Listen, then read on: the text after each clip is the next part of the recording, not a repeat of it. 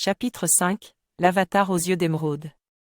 Incapable de faire face à l'anticipation du rendez-vous virtuel, Valérie a décidé de plonger à nouveau dans son jeu préféré. Elle savait qu'elle pouvait toujours compter sur le monde virtuel pour échapper aux réalités troublantes du monde réel. En entrant dans le monde du jeu, elle fut accueillie par son avatar, une guerrière aux longs cheveux argentés et aux yeux d'émeraude étincelants.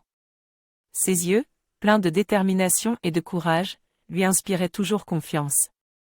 Elle se sentait chez elle, contrôlant le destin de cette guerrière virtuelle qui avait vécu tant de batailles et de défis avec elle. Elle a commencé à naviguer dans le monde du jeu, perdant toute notion du temps. Elle a combattu des monstres, a résolu des énigmes et a interagi avec d'autres joueurs. Et parmi eux, il y avait Zéroday. Zéroday, tout comme dans leur conversation, était un compagnon de jeu solide et fiable.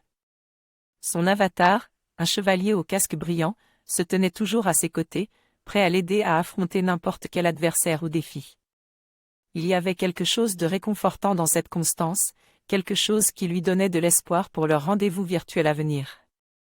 Peut-être que, tout comme dans le jeu, ils pourraient faire face ensemble à tous les défis et aventures qui se présenteraient à eux. Comme un magicien choisissant la couleur de son prochain sortilège, vous êtes sur le point de décider quelle teinte magique l'histoire prendra ensuite.